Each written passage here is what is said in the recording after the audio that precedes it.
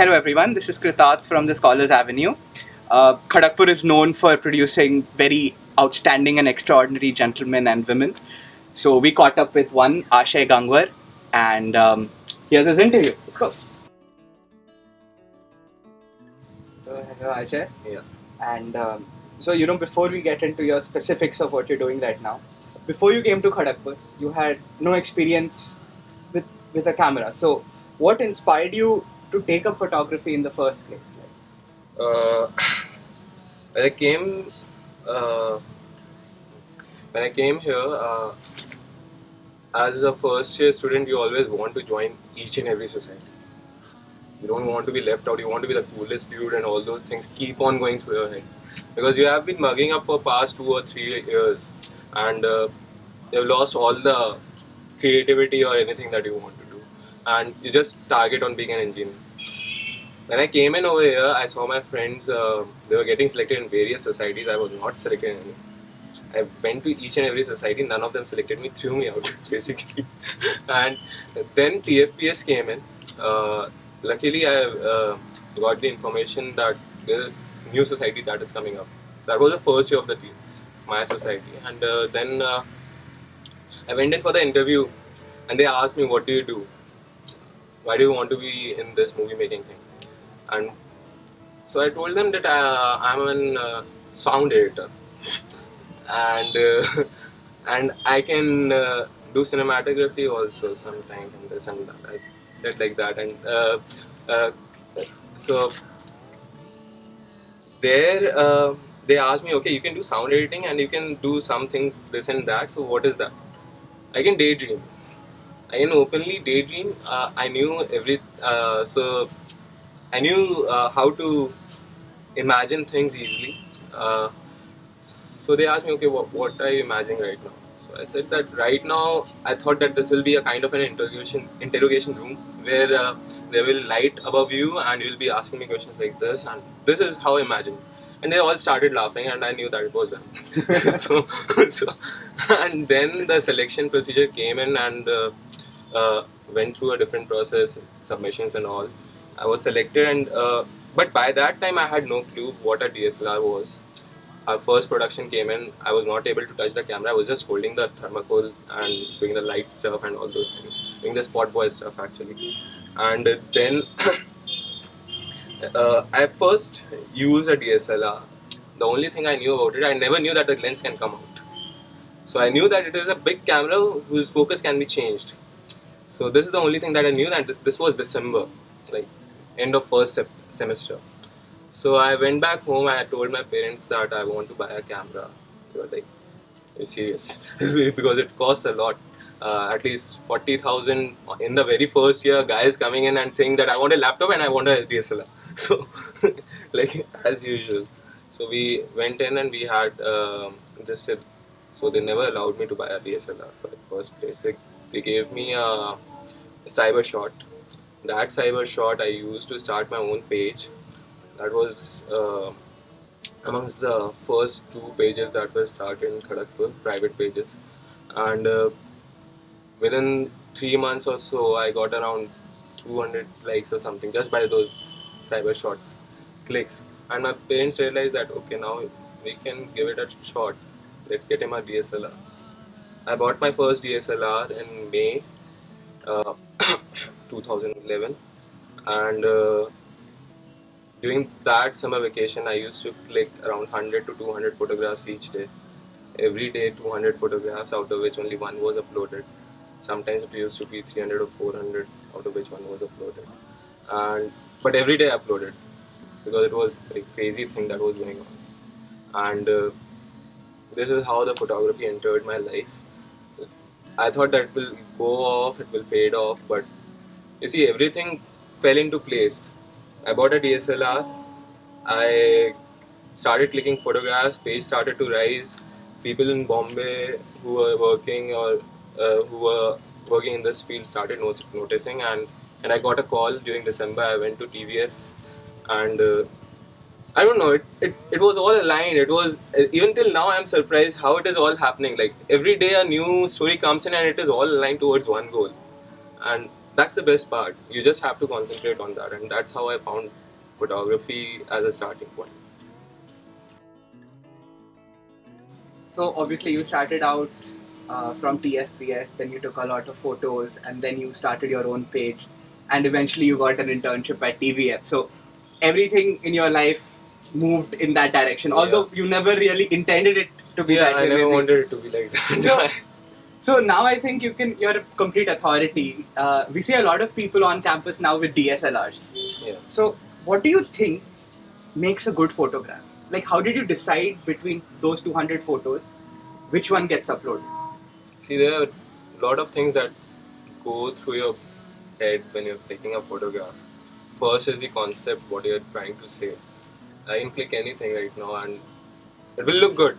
Anything that you click will look good, but what do you want to convey to the audience? What do you want to tell them? What do you want to do? And how do you see a photograph after doing some kind of post-processing and everything? See, there are a lot of layers that keep on going. When you click a photograph, before that you think of the concept.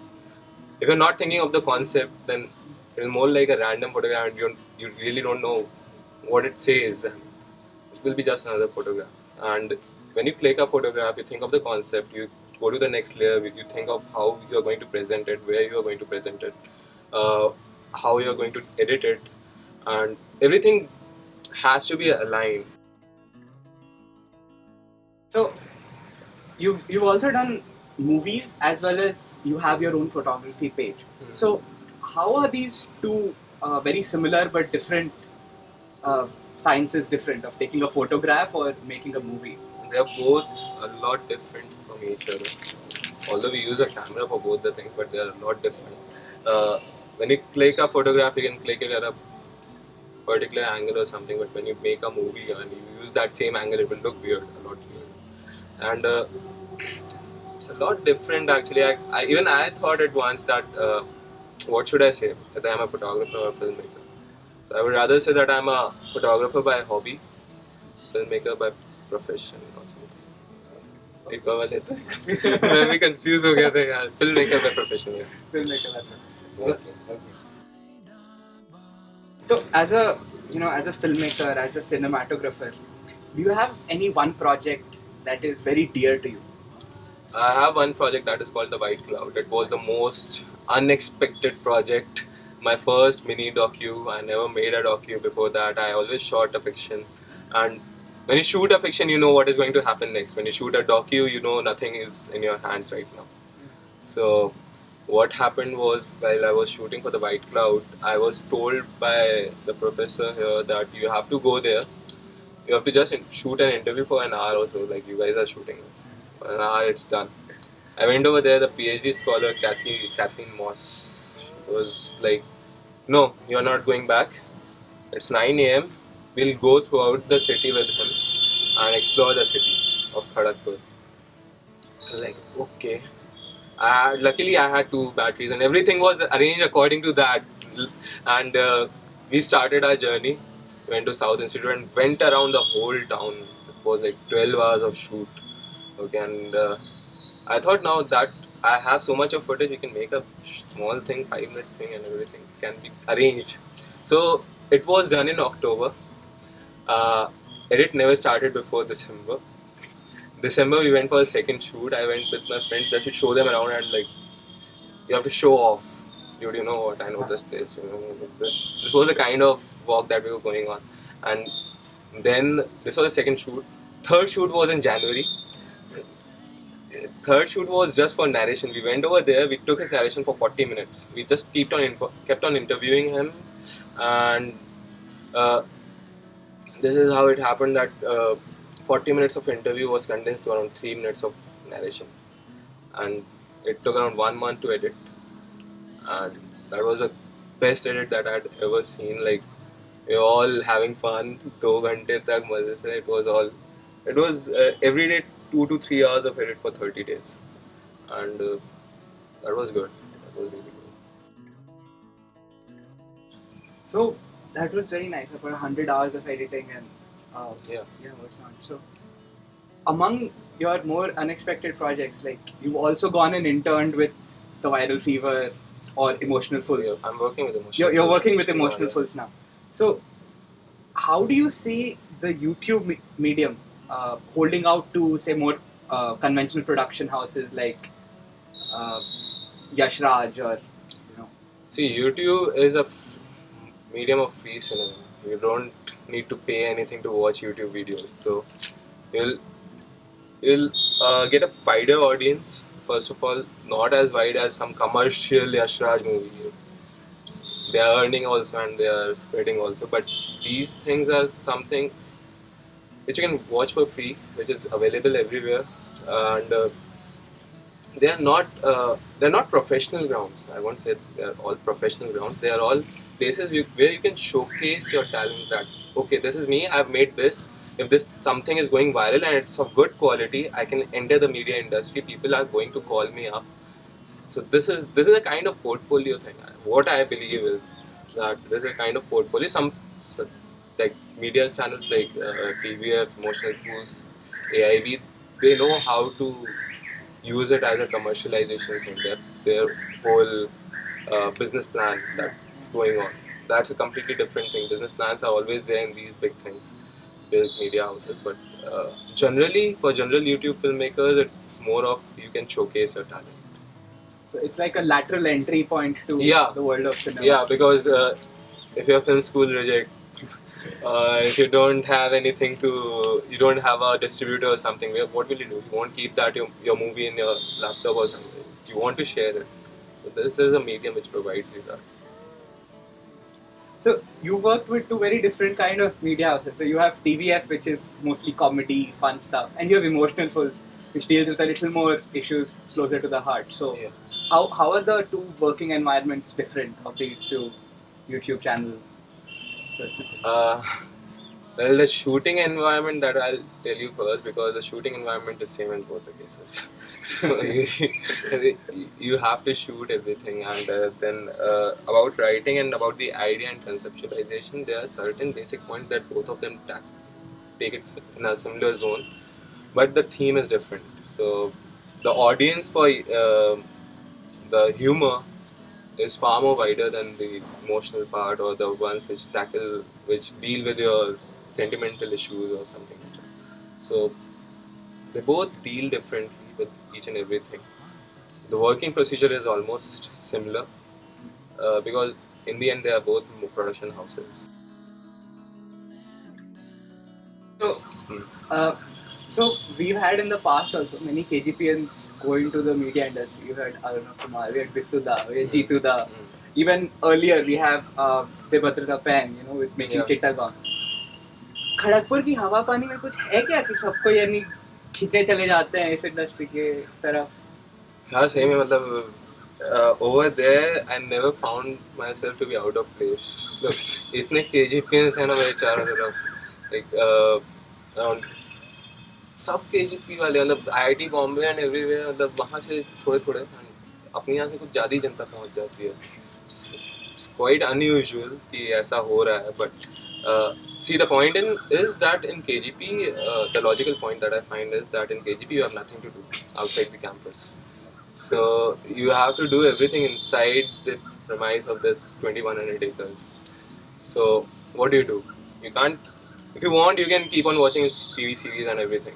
But if you want to do something, then you start developing about what you want, what you're doing, and in that procedure you keep on learning. Actually, you have 4 years doing nothing, or you have 4 years you can keep on drilling yourself and start learning what you want to learn, and some way or the other you start loving what you're doing, and this place gives you a lot of free time.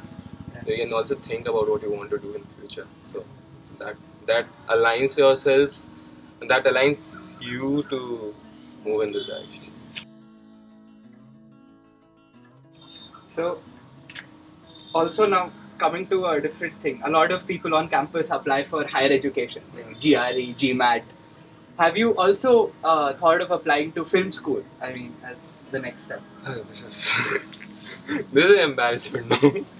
Yeah, I applied for a film school. I got rejected from. I applied to 4 film schools. I got rejected from 4 film schools. It was just because I never had a professional experience. First of all.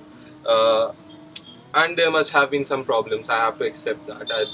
if they are rejecting, they're already getting a lot of good people out there, and we haven't done anything right now. We haven't literally done anything right now. That's what I feel, and so I am giving myself some time for around 2 or 3 years. Um, let's see what happens after that, and then if I find myself in a position that I need to apply, I'll apply, or else I'll do something else. Do you think it's important to attend film school to pursue a career in filmmaking? See, in current scenario, it is. Earlier, it wasn't that big issue. Right now, even if you want to be an assistant cinematographer, they expect that you are from FTI or something like that. Yeah. So, if you are trying to get into technical field, you need that. For direction and script writing, I don't know. People have told me that you don't need to apply for that. You generally apply for cinematography and editing things, technical basically stuff. And I think that I'll have to apply, and people do apply because of this thing, because they want to get an easy entry into the industry rather than struggling for 5 years. You can study for 5 years, so it's a better option. So, the professional experience that you were talking about, you are now working on a bona fide project for the government of India. So, could you let us know something more about that?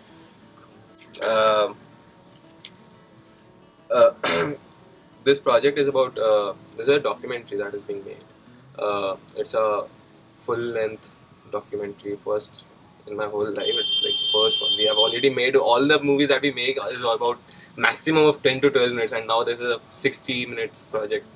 So there's a documentary about Komagata Maru, a ship that went to Canada with 376 Indians and one Japanese captain.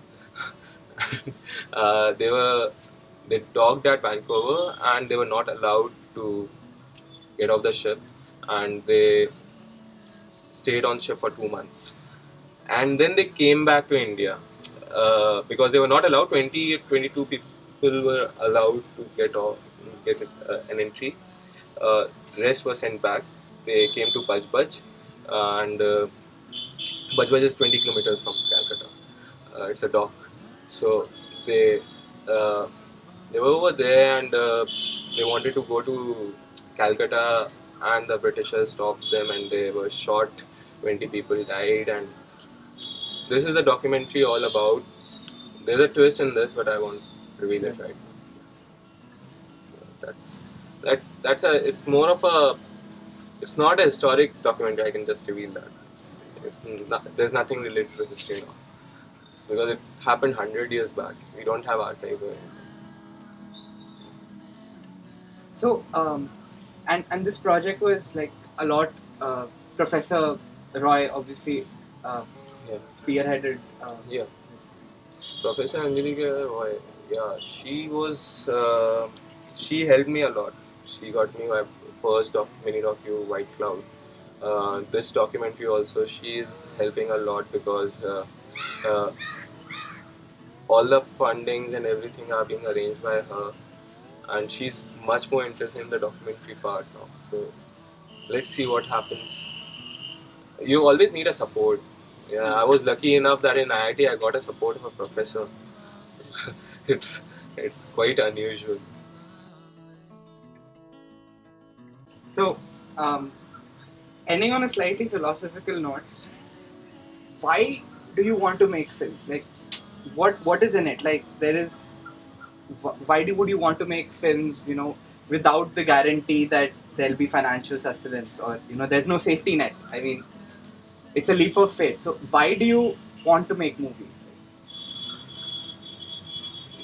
It's similar to asking a sportsman why does he want to play for India. I don't understand the fact that I can't explain why I want to do this.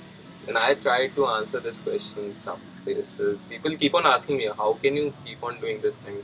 What do you expect out of all these things when you don't have a guarantee of doing of your output actually? So I can never answer this question. I really can't, because you see, it's a pleasure to hold that camera. It's a pleasure to go around and meet people. It's all about your own pleasure that you are getting in this whole process. And how do you define happiness? You can't define happiness, I guess. It's subjective. That's it. So you really like. I love film. I love my camera actually. Call it my wife actually. Okay. Yeah. Thanks, Asha. Thank you for See you. sharing that. Cut.